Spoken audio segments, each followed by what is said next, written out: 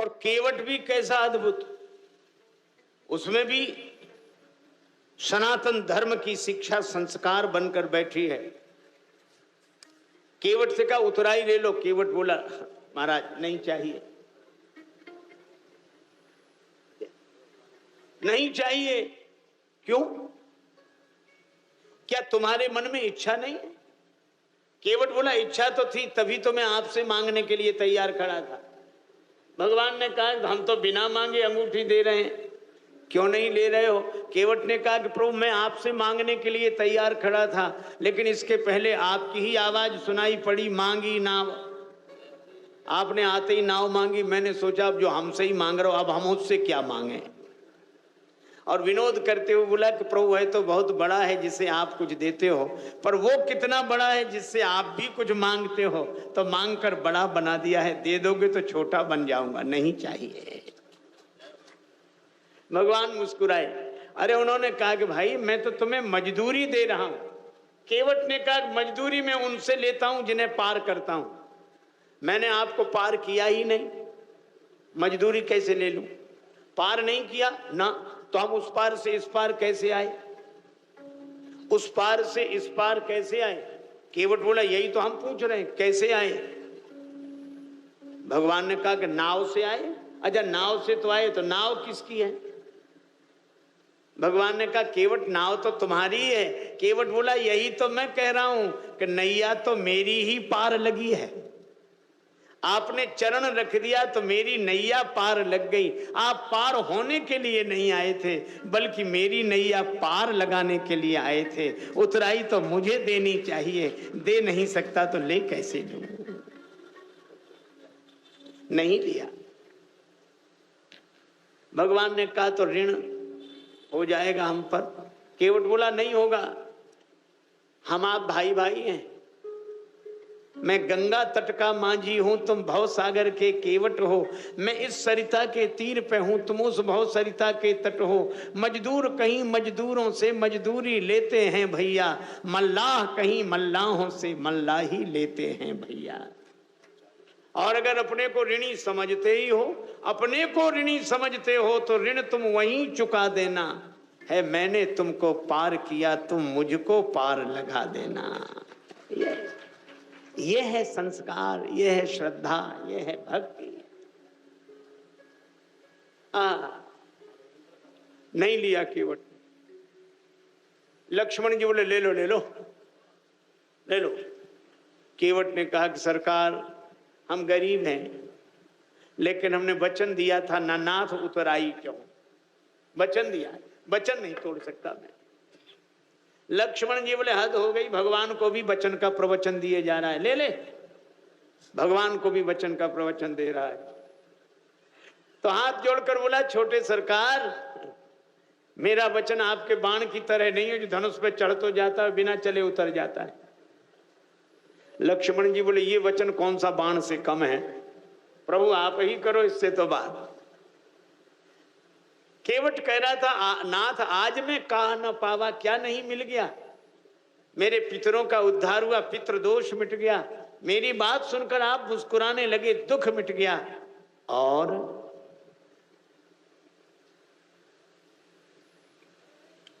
आपने नाव मांगी तो मेरी गरीबी मिट गई, अब कुछ नहीं चाहिए।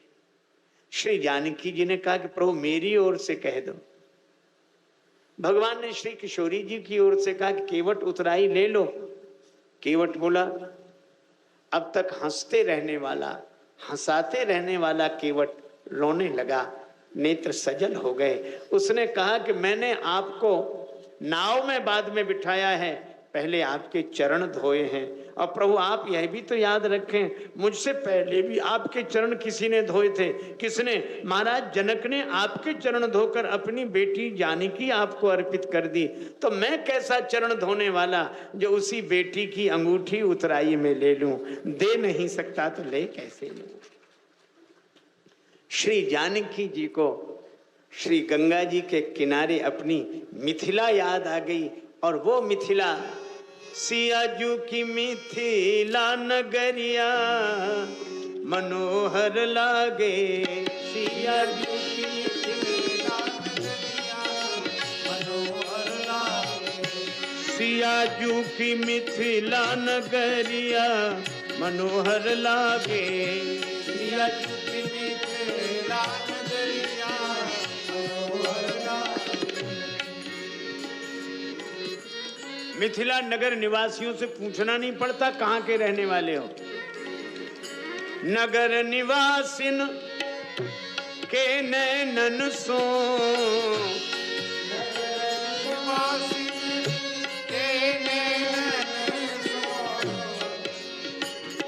छलकत प्रेम गगरिया मनोहर लागे। छलकत प्रेम गगरिया मनोहर लागे। सियाजू की मिथिला नगरिया मनोहर लागे। सियाजू की मिथिला नगरिया मनोहर लागे। सियाजू की मिथिला नगरिया मनोहर लागे। सियाजू की मिथिला नगरिया मनोहर लागे।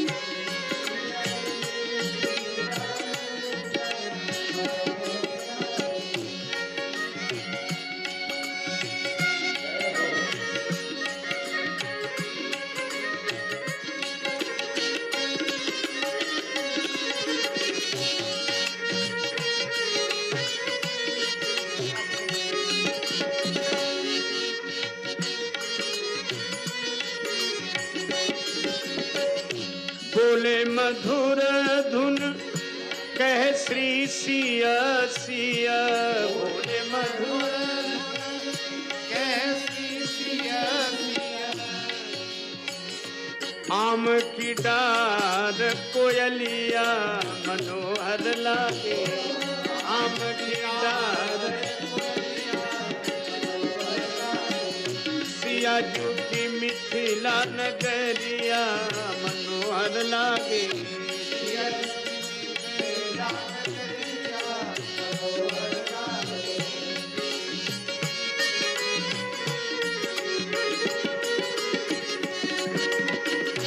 विविध वसुधरी बैठे बनिक बर। विविध वसुधरी बरनत बने ना बजरिया मनोहर लागे। बरनत बने ना बजरिया। सियाजू की मिथिला नगरिया मनोहर लागे। सियाजू की मिथिला नगरिया मनोहर लागे। बाग बाग दिल करत बाग यह।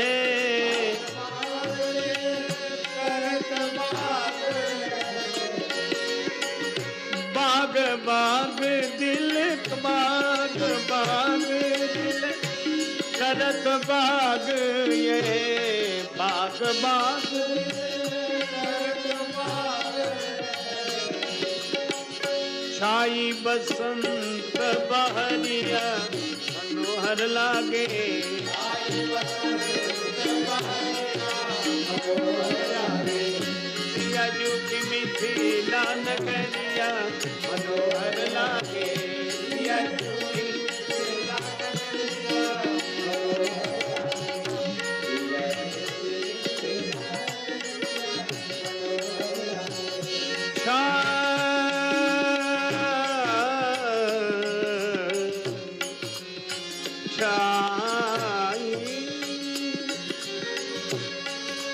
छाई बसंत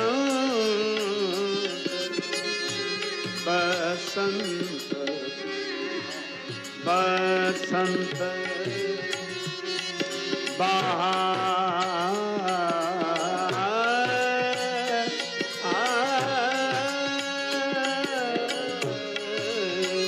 छाई बसंत बहरिया मनोहर लागे।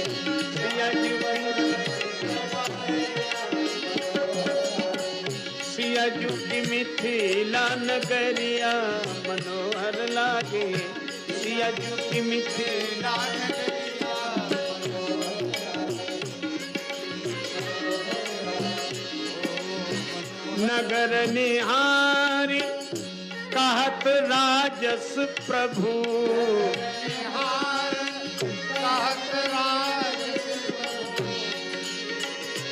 नगर निहारी कहत राजस प्रभु, भई है निहाल नजरिया मनोहर लागे, भई है निहाल नजरिया मनोहर लागे, सिया जुटी मिथिला नगरिया मनोहर लागे,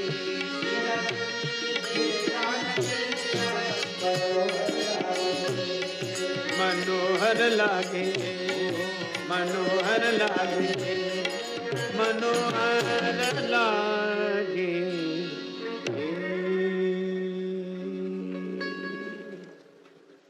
श्री जानकी जी को अपनी मिथिला याद आती है गंगा जी के किनारे। यह संस्कारों की संस्कृति और यह भगवत कथा। संस्कार दिए जाते थे, शिक्षा मिलती थी। अब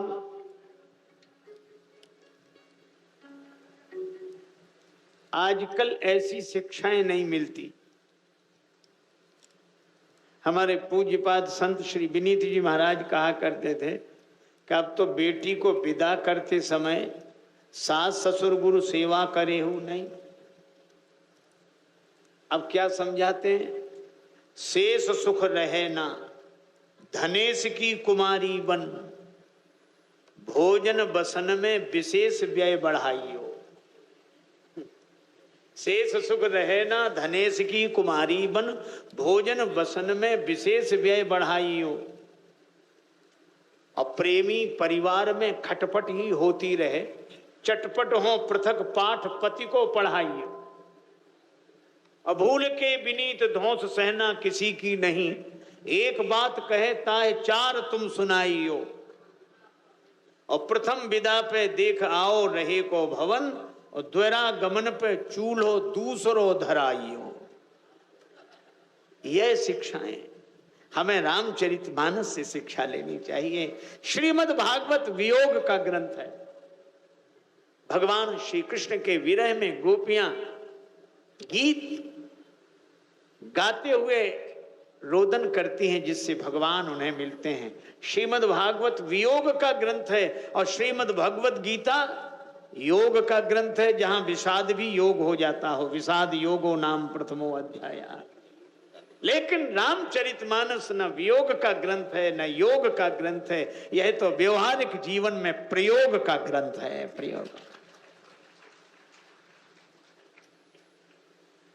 प्रयोग सचमुच रामचरितमानस हमारा जीवन है।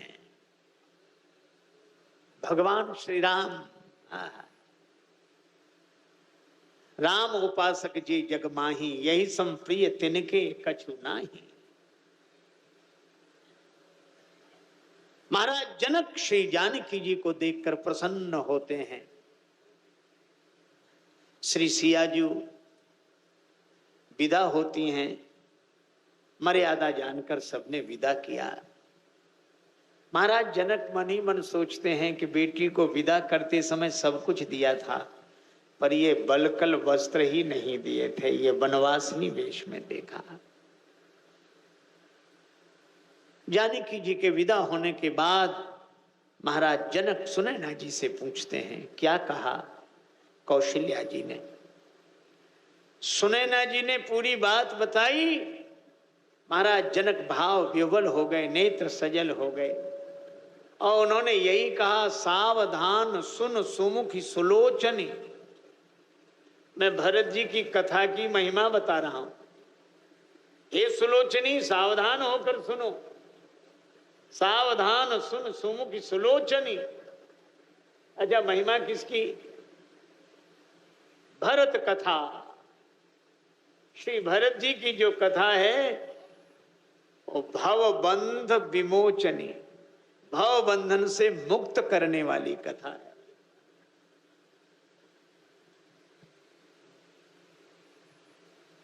तब तो मुझे यह कथा अवश्य सुननी है, आप सुनाइए।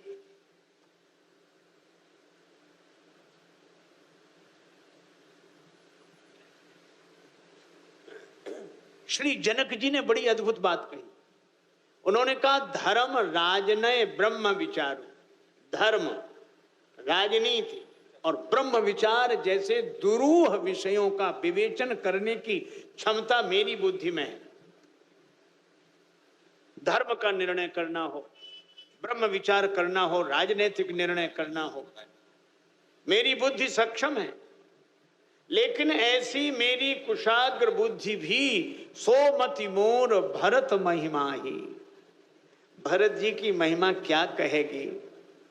कहे का छू सकत न छाही, छाया भी नहीं छू सकती।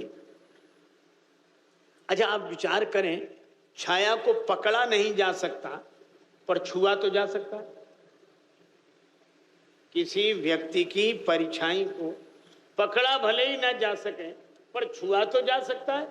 पर कहे का छू सकत न छाही, ऐसा क्यों? मानो श्री जनक जी का भाव यह है कि व्यक्ति के शरीर की छाया को तो छुआ जा सकता है, लेकिन छाया की छाया को कैसे छुआ जा सके? और छाया की छाया कौन? छाया की छाया श्री भरत जी शरीर है ही नहीं। भरत ही जान राम परिछाई। भरत जी तो राम जी की परिछाई हैं। अब इस परिछाई की परिछाई को कैसे छुआ जा सके? तो इनकी महिमा कोई नहीं जानता। जानते हैं कौन? श्री राम। भरत महामहिमा सुन रानी जान ही राम। तब राम जी से ही प्रार्थना करूंगी कि भरत जी की महिमा सुनावें। का नहीं हो सकेगा, न सकहीं बखानी। श्री राम जी वर्णन नहीं कर सकते। भगवान भी जिनकी महिमा का वर्णन न कर सकते हों, ऐसे संत पुरुष हैं श्री भरत। इसीलिए तो तुलसीदास जी कहते हैं विधि हरि हर कब को विद बानी, कहत साधु महिमा सकुचानी। ऐसे श्री भरत। दूसरे दिन फिर पंचायत लगी। एक और महाराज जनक, एक और महाराज वशिष्ठ जी, दो पंच चुने गए। श्री राम जी की ओर से गुरु वशिष्ठ जी, भरत जी की ओर से श्री जनक जी।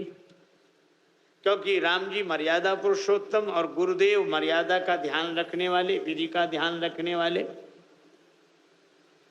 इसलिए ठीक है। और भरत जी के पंच जनक जी, क्योंकि भरत जी भी और जनक जी एक से भावक हैं। जनक जी कैसे का? गूढ़ जिन्हीं राम पद गूढ़ स्नेहु। जिनके मन में राम जी का गूढ़ स्नेह है वो है महाराज जनक। और भरत जी का गूढ़ स्नेह है भरत मन माही, रहे नीक मोह लागत नाही। भरत जी के मन में भी गूढ़ स्नेह है।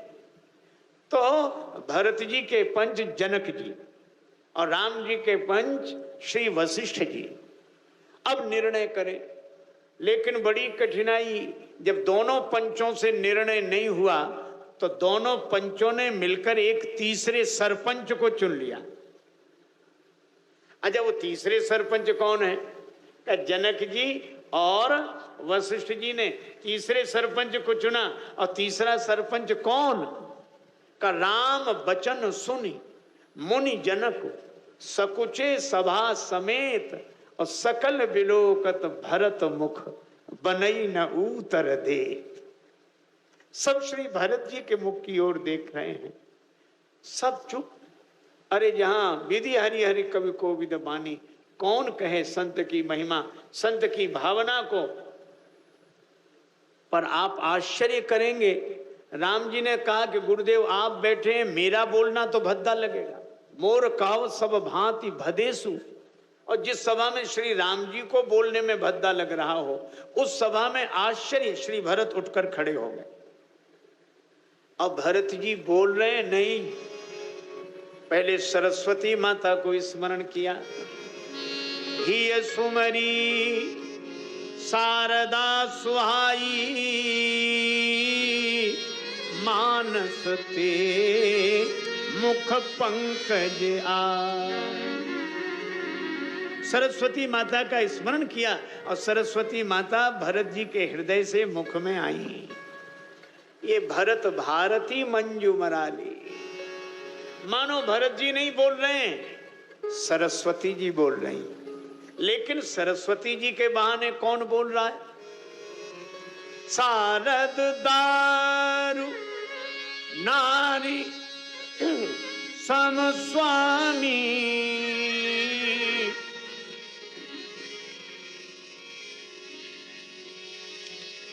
शारद दारु नारी सम स्वामी, राम सूत्रधर अंतर्जाम।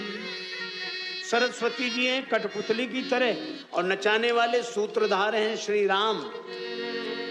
इसका अर्थ यह हुआ कि भरत जी नहीं बोल रहे हैं, सरस्वती जी बोल रही हैं, और सरस्वती जी नहीं बोल रही हैं, सरस्वती जी के बहाने राम जी बोल रहे हैं। तो श्री भरत ने ऐसा क्यों किया? इसलिए राम जी ने कहा कि हमारा बोलना बड़ा भद्दा लगेगा, तो श्री भरत जी ने कहा कि प्रभु आपको बाहर से बोलने में भद्दा लगता हो तो भीतर से बोल दीजिए।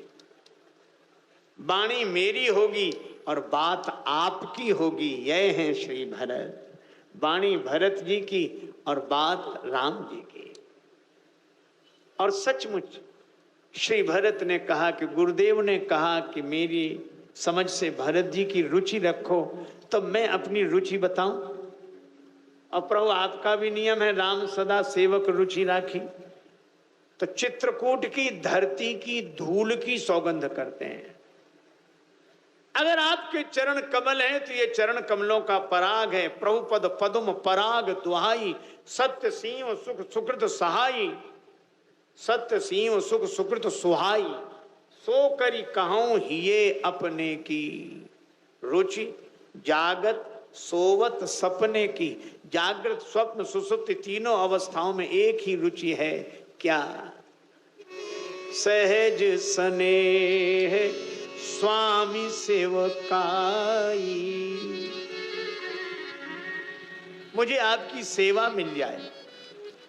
भगवान ने कहा कि भरत मेरे साथ अयोध्या चलकर मेरी सेवा करोगे या मुझे वन ले जाकर मेरी सेवा करोगे? श्री भरत जी ने कहा कि मैं दोनों बातें नहीं कह रहा हूं। फिर कह क्या रहे हो? गही न जाए अस अद्भुत बानी। श्री भरत जी ने कहा कि मैं नहीं कह रहा हूं कि मुझे वन ले चलो, मैं यह भी नहीं कह रहा हूं कि आप भवन चलो, फिर मैं एक ही सेवा चाहता हूं, आज्ञा सम न सुसाहिब सेवा, सो प्रसाद जन पावे देवा। आपकी आज्ञा मिल जाए। कहें भरत जोरी जुग हाथ, रघुवर लौट चलो।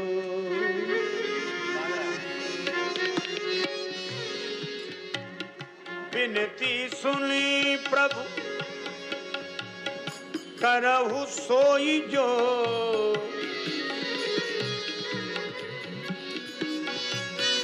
करहु सोई जो,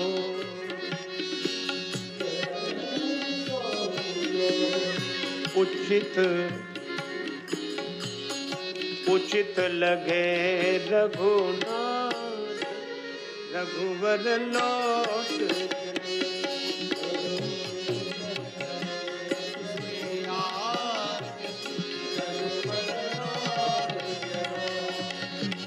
अस कही भे राजेश विकलयति,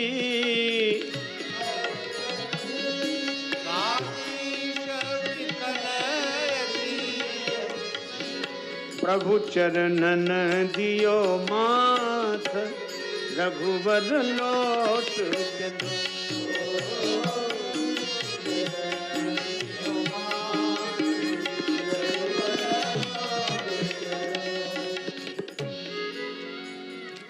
भगवान के नेत्र सजल हो गए।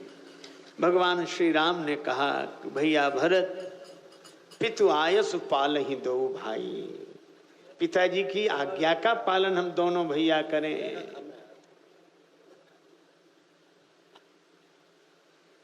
निर्णय हो गया। श्री भरत 5 दिन चित्रकूट में रहे। देखे थल तीरथ सकल भरत 5 दिन मांझ। भगवान श्री राम की आज्ञा से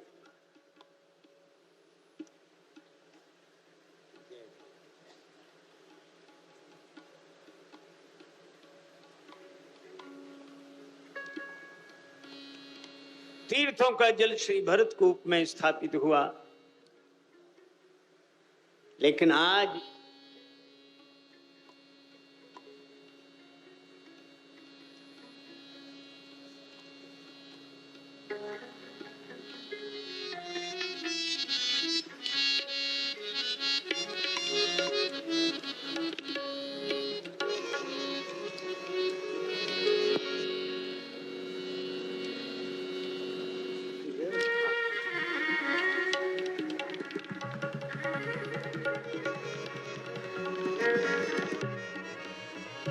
भल दिन आज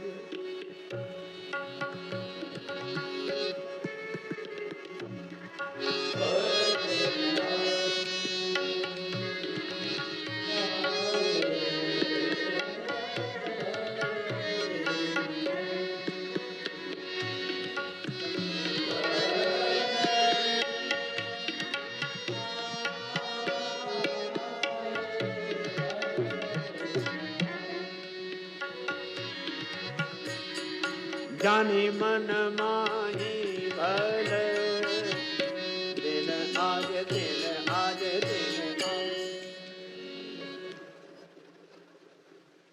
आज अच्छा समय जानकर अच्छा दिन है। सभी श्री अवध लौट जाएं, लेकिन हमारे राम जी राम कृपालु कहत सकु चाहिए। बड़ा संकोच है। अच्छा, संकोची व्यक्ति के साथ एक बात और होती है, उसे लगता है कि उसे न कहना पड़े, दूसरा कोई उसके मन की बात कह दे। तो श्री राम जी औरों की तरफ देखते हैं, उन्हें इतना संकोच कि हम कैसे कहें कि चले जाओ, आज अच्छा दिन है। इसलिए श्री राम जी ने देखा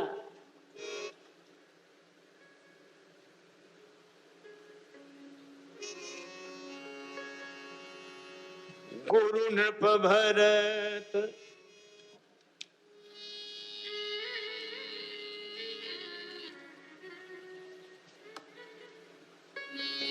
गुरु नृप भरत सभा अवलोकी सकुच राम पुनि अवनि बिलो।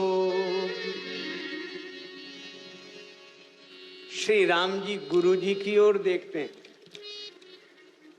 महाराज जनक की ओर देखते हैं, श्री भरत की ओर देखते हैं, सभा की ओर देखते हैं, और फिर संकोच में पड़कर श्री राम जी पृथ्वी की ओर देखने लगे। ऐसा स्वभाव कहां मिलेगा? मुझे लगता है कि राम जी जैसा स्वभाव कहीं नहीं, तो श्री भरत जी जैसा भाव कहीं नहीं।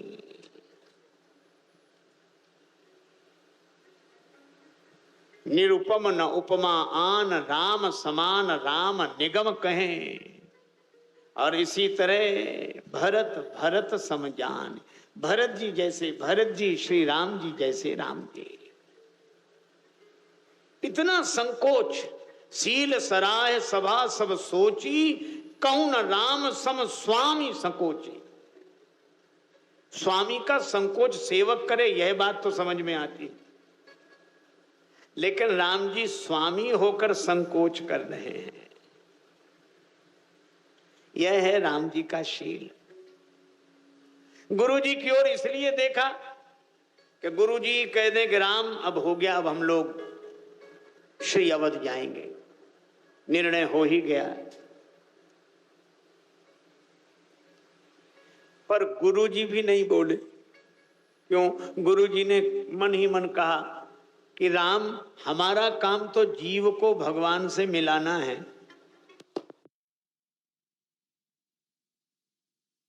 और जिनका हमने कोई निर्णय ही नहीं किया उन्हें कैसे विदा करते हैं। राम भरत में आज छिड़ गई भैरव एक लड़ाई, 14 वर्ष लड़ेंगे दोनों, चलो देखने भाई। एक और श्री राम और एक भरतशील व्रतधारी, अवध राज्य को गेंद बना दोनों ने ठोकर मारी। जनक जी बोले हमने कोई फैसला ही नहीं किया। सभा की ओर सभा वाले बोले हम काहे को बोले, हम तो आनंद में हैं, यहीं न जाना पड़े वही अच्छा। लेकिन जब राम जी संकोच में पड़कर पृथ्वी की ओर देखने लगे तो श्री भरत जी उठकर खड़े हो गए और हाथ जोड़कर कहा, आय सुदेय देव अब सबुई सुधारी मोरी। हे नाथ, अब आज्ञा दें, आपने सब तरह से मेरी सुधार दी है।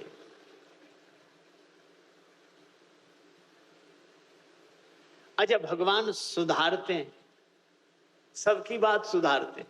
कैसे? श्री भरत जी बोले ऐसे, देखी दोष कबहू न उर आने, सुनी गुण साधु समाज बखान। दोष देखकर हृदय में नहीं रखते और गुण सुनकर प्रशंसा करते हैं। यो सुधारी सन्मानी जन, सम्मान पूर्वक सुधारना यह राम जी का काम है। इसी तरह प्रभु आपने मेरी सब सुधार दी, अब आदेश दे। भरत जी को इस तरह भाव विह्वल देखकर भगवान ने कहा कि भरत, आदेश तो है ही।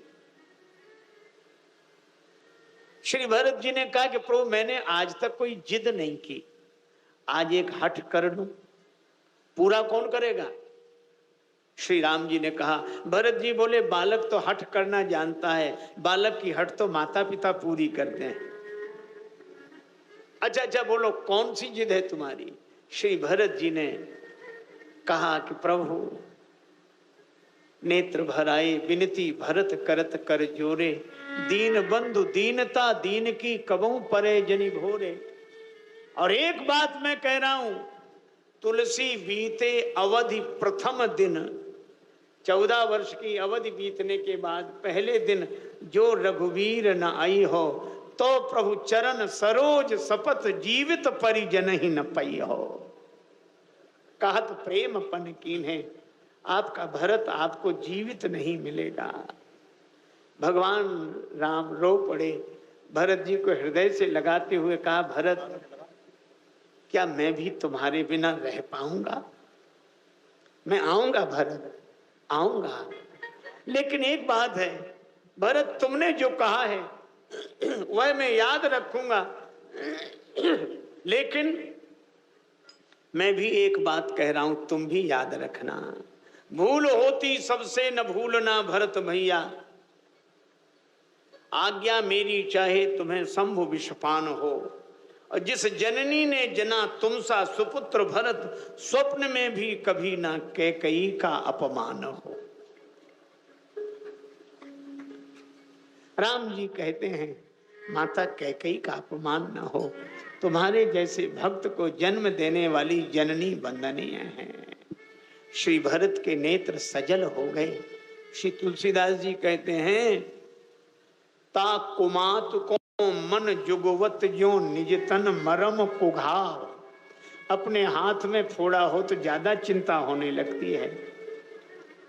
विनय पत्रिका में श्री तुलसीदास जी कहते हैं, टूट्यो हाथ गरे परे। हाथ स्वस्थ रहे तो कोई बात नहीं, टूट जाए तो अपने ही गले पड़ता है। पट्टी बांध के गले में लटकाते हैं, टूटियो बाह गरे परे और फूटे बिलोचन पीर हो। इसी तरह भगवान माता कैकेयी का ध्यान रखते हैं। श्री भरत चलने लगे तो उन्होंने एक बात कही, बिना अवलंब के शांति नहीं, अवलंब मिल जाए ताकि मैं 14 वर्ष उस अवलंब के आधार पर रहूं।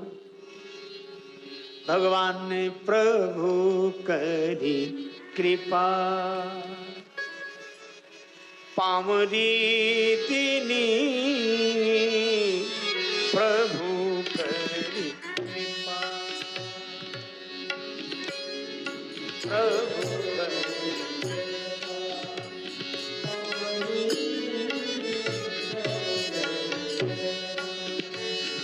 पामरी दीनी प्रभु करी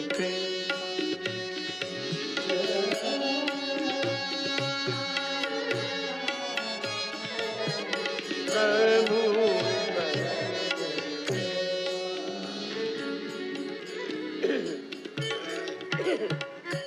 भगवान ने कृपा करके पादुका दी।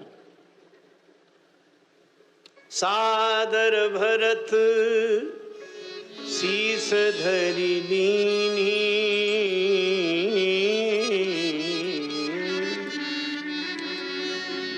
प्रभु प्रदत्त पादुका को भरत जी ने सिर पर रख लिया। सादर भरत शीस धरि लीनी।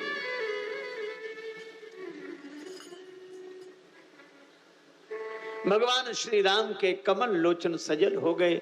श्री राम जी ने कहा कि भरत, तुमने मुझसे आधार मांगा था और मैंने तो तुम्हारे सिर पर भार डाल दिया।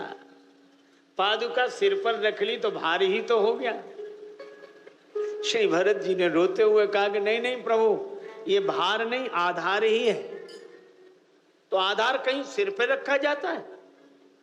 श्री भरत बोले, हाँ प्रभु, आधार सिर पे ही रखना पड़ता है। कब का? जब सिर पर ज्यादा भार आ जाए तो सिर का भार उठाने के लिए आधार भी सिर पे ही रखना पड़ता है।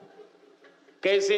रेल स्टेशनों पर हमारे कुली भाई इतना सामान उठा लेते हैं तो सामान और सिर के बीच में पगड़ी का आधार होता है।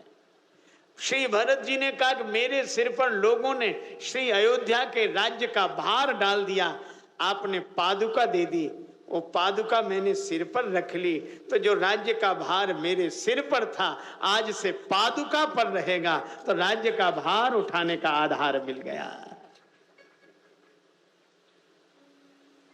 अच्छा भरत, एक बात बताओ, ये पादुका है किसकी? प्रभु आपकी। श्री राम जी ने कहा मेरी है। हाँ, पर कैसे पहचानी जाएगी? तुम तो इसे श्री अवध ले जा रहे हो। श्री भरत जी ने कहा आपको कहना है कुछ? प्रभु ने कहा पादुका चित्रकूट में रहती तो मेरी मानी जाती, पद में रहती। श्री भरत जी ने कहा कि प्रभु, ये पादुका चाहे चित्रकूट में रहे चाहे अयोध्या में, पर पादुका चित्रकूट में रहती तो आपके पद में रहती और श्री अवध में रहेगी तो आपके पद पर रहेगी। ये पादुका पद से अलग हो ही नहीं सकती। अच्छा, दोनों से जुड़े रहने पर पद का भार पादुका पर, पद में रहे तो पद का भार पादुका पर, और पद पर रहे तो भी पद का भार पादुका पर। भगवान मुस्कुराए, लेकिन भरत एक बात तो बताओ, क्या तुमने तो पनही की शरण मांगी थी? मोरे शरण राम ही की पनही, मोरे शरण राम ही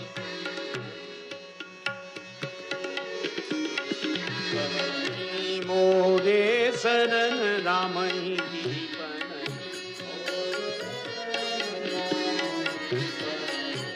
मोरे शरण राम ही की पनही,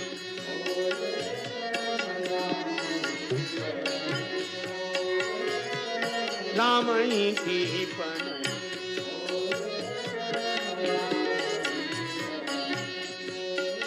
शरण राम ही की पनहि, मोरे शरण राम ही की पनहि, मोरे शरण राम ही की पनहि।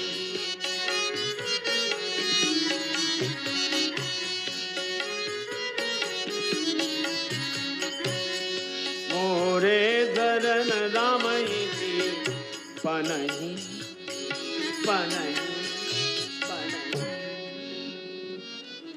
आपने तो राम जी की पनहि की शरण मांगी थी और मिल गई पादुका। श्री भरत जी ने कहा यह मेरे लिए और सौभाग्य की बात है, आपकी कृपा है। क्यों? अच्छा, पादुका मिली होती तो पादुका भी तो चरण में ही रहती है और पनहि भी चरण में रहती है, फिर पादुका मिलने में सौभाग्य कैसा? श्री भरत जी ने कहा कि प्रभु पादुका भी पांव में रहती है और पनहि भी पांव में रहती है, लेकिन एक अंतर है। क्या? पनहि पांव को संभालती है और पादुका को पांव संभालता है। जूता चरण को संभालता है और पादुका को चरण। इसीलिए लोग कहते हैं खड़ाऊं पहने हो संभल कर चलना। तो अगर मुझे पनहि मिली होती तो आपके चरणों को मुझे संभालना पड़ता, लेकिन पादुका मिल गई तो संकेत यह है कि अब आपके चरण ही मुझे संभालेंगे, यही मैं चाहता था।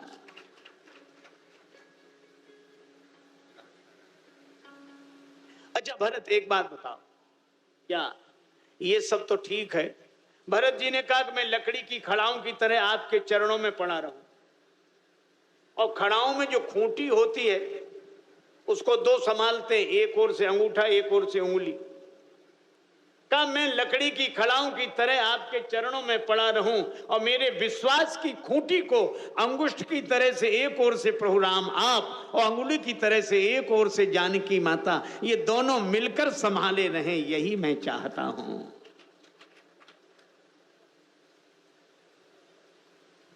अच्छा भरत, और तो सब बात हुई, पर तुम ये बताओ तुम्हें कौन सा सहारा मिला? श्री भरत जी बोले मुझे भी सहारा मिल गया। क्या?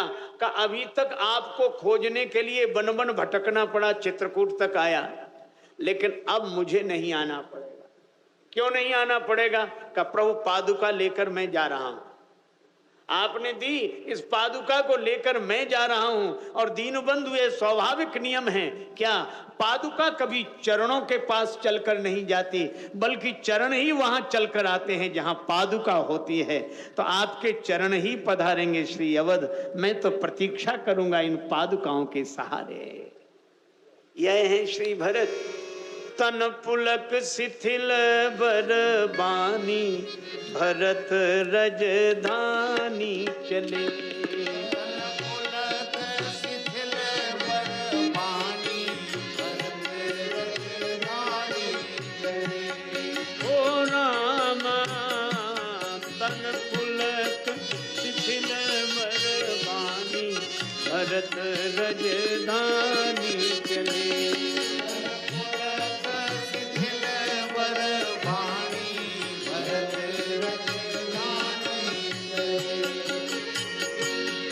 रघुवीर रजाय सुमानी, भरत रजधानी चले। रघुवीर रजाय सुमानी, भरत रजधानी चले। सीताराम कमल पद परि के, सीताराम कमल पद परि चरण पीठ सादर सिर धरी के।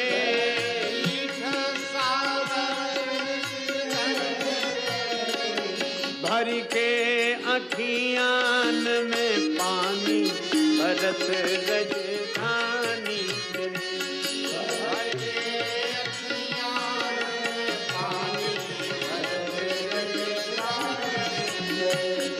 भर के अखियान में पानी, भरत रजधानी चले। भरी के अखियाँ में पानी भरते रहे भानी। पादुका सिर पर रखकर पधारे श्री भरत श्री अवध में, महाराज जनक समेत। और यहां आकर सिंहासनासीन की पादुकाएं, और श्री तुलसीदास जी कहते हैं ये पादुकाएं क्या हैं? आखर जुग जनु जीव जतन के, आखर जुग जनु जीव जतन के, आखर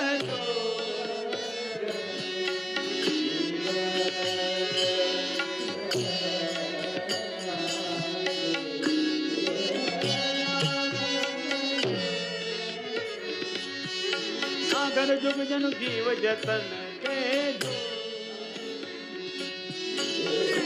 ये दो अक्षर श्री राम नाम के दो अक्षर, और श्री भरत साधु हैं।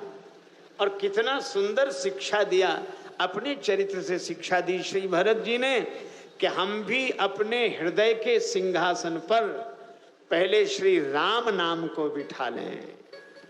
हृदय के सिंहासन पर जब श्री राम नाम विराज जाते हैं पादुका के रूप में, तो एक दिन भगवान श्री सीताराम पधार कर इस सिंहासन पर विराजते हैं।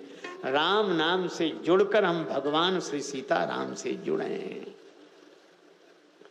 और फिर एक बात और है, श्री भरत जी गुरु जी से बोले, गुरुदेव आपकी आज्ञा हो तो मैं नियम पूर्वक रह लूं। गुरुदेव ने कहा कि भरत तुम जो कहते हो, सुनते हो, करते हो, यह धर्म नहीं धर्म का सार है। श्री भरत नंदीग्राम करी परन कुटीरा, नंदीग्राम में कुटिया बनाकर। अच्छा, एक अद्भुत बात है, महीखनी कुश साथरी संवारी, पृथ्वी का खनन करके गुफा बनाई, उसमें बैठे कुशासन बिछाकर। किसी ने श्री भरत जी से कहा कि पृथ्वी पर क्यों नहीं बैठते? श्री भरत जी ने कहा कि जब तक हमारे राम जी सिंहासन पर नहीं बैठेंगे तब तक हम पृथ्वी पर नहीं बैठेंगे। राम जी अगर पृथ्वी पर बैठे तो हम पृथ्वी का खनन करके गुफा में बैठेंगे।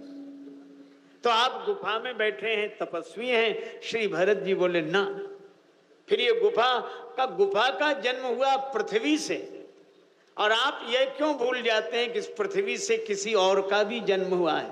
का किसका? का पृथ्वी से जन्म हुआ गुफा का, और पृथ्वी से ही जन्म हुआ जानकी माता का। तो मुझे नहीं लगता कि मैं गुफा में बैठा हूं, मुझे तो लगता है कि मैं जानकी माता की गोद में बैठा हूं, माता की ममता में गोद में बैठा।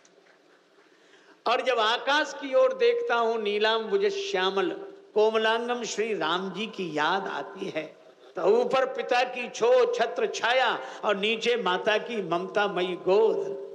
भाव से भरे हैं श्री भरत, पुलक गात ही सिय रघुवीरु, नाम जी है जप लोचन नीरू। हृदय में श्री सीताराम, वाणी में श्री सीताराम नाम, नेत्र प्रेम जल से भरे हुए। और आगे श्री तुलसीदास जी कहते हैं, देह दिन ही दिन दूबरी होई, घटई तेज बल मुख छवि सोई। अब यहां कहा गया कि तेज और बल भी घट रहा। कुछ लोगों ने तेज का अर्थ तेजस्विता से नहीं, किसी और अर्थ में लिया, लेकिन तपस्या से तो तेज बढ़ता है।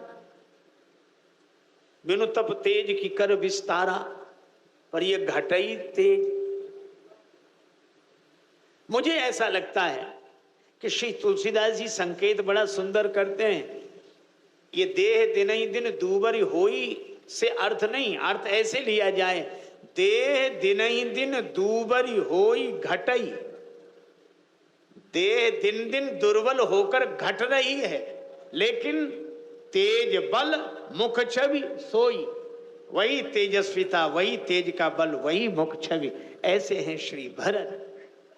और मांगी मांगी आय सुकरत राज काज बहुभांति, पादुकाओं से आज्ञा लेते हैं।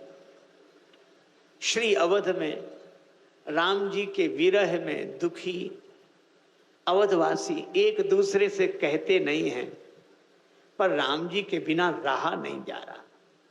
उन्हें लगता है कि रात्रि में जब सब सोते होंगे तो हम सरयू जी में प्रवेश करके प्राण दे देंगे। निश्चय कर लिया, कहा किसी से नहीं। और रात्रि में सुनसान दशा में जैसे ही उठते हैं वैसे ही ऐसा लगता है कि एक व्यक्ति इधर खड़ा है, दूसरा उधर, और दोनों बाह पकड़ के फिर सुला देते हैं। दोनों रात भर यही होता है, और जो जो ऐसा सोचता है उसके साथ यही होता है। जब एक दूसरे से चर्चा हुई कि हमारे साथ ऐसा हुआ, दूसरा कहता है कि हमारे साथ भी ऐसा हुआ, तब श्री तुलसीदास जी बोले हम बताएं क्यों हुआ। क्यों? चरण पीठ करुणा निधान के, जनु जुग जामिक प्रजा प्राण के। ये भगवान श्री राम जी के जो चरण पीठ हैं, यही जनु जुग जामिक, यही दो पहरेदार हैं, प्रजा के प्राणों की रक्षा करने वाले।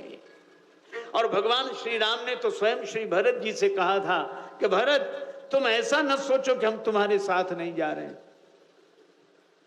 हम तुम्हारे साथ ही जा रहे हैं, पादुकाओं के रूप में तुम्हारे साथ जा रहे हैं। भरत मुदित अवलंब लहे थे, अस सुख जस सिया राम रहे थे। अच्छा प्रभु, इन पादुकाओं के रूप में आप मेरे साथ जा रहे हैं? हाँ, तो पादुकाओं के रूप में और आपके सगुण साकार रूप में कोई अंतर नहीं। भगवान ने कहा कोई अंतर नहीं। तो कहा प्रभु एक काम क्यों नहीं करते? क्या? बोले सगुण साकार रूप से श्री अवध चलें और पादुका रूप से वन में चले जाएं। श्री राम जी मुस्कुराए। राम जी ने कहा कि भरत, सगुण साकार रूप में भी कोई मुझे देख ले जिधर मैं जा रहा हूं, ऐसी दृष्टि उनके पास नहीं है। वे मुझ में मुझे नहीं देख पाएंगे, और फिर कोई पादुका में देख ले, यह तो संभव ही नहीं है। लेकिन भरत तुम ऐसे महात्मा हो कि तुम पादुका में भी मुझे देख लोगे, इसलिए पादुका रूप से तुम्हारे साथ जा रहा हूं। और संत की यही